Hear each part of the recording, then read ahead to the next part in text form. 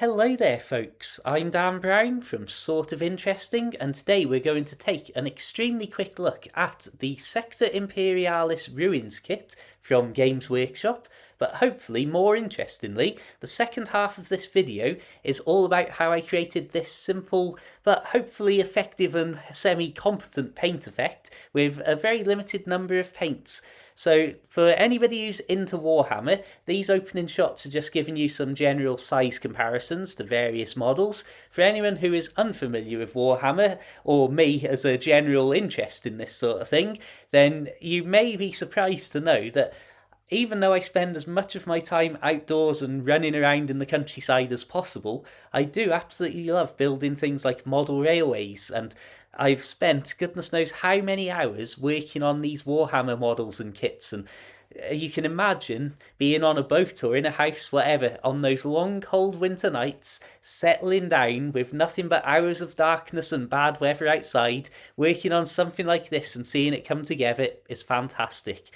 So this was my base layer for the Imperialis ruins, which was a spray paint of Xandri dust. Sorry, I've got a dog just yawning at the side of me here. Now, to do some highlights on the brickwork, I didn't have any actual proper sort of highlighting tone, so I mixed together Ogreen Camo and Wraithbone. So that's Xandri Dust base with that slight mixture there, just to highlight some of the edges. Doesn't really show up well on the camera, but it's a better result, I swear, in real life than it is on camera.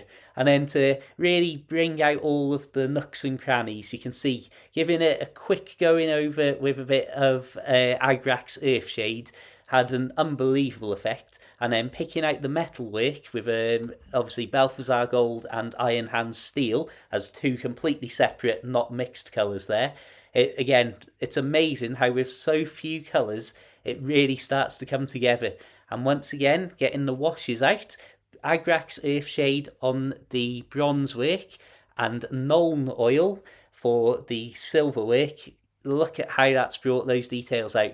And again, I'm not claiming this is any sort of really fancy, in-depth, detailed job, but as a way to really make that scenery pop with very limited numbers of paints and trying not to spend an absolute fortune on equipment and different shades and what have you, I'm really pleased with that result. For anybody who knows about Warhammer or is actually interested in playing the tabletop game, this is how the scenery stacks up and the size comparison to some of the other scenery and debris kits that are available.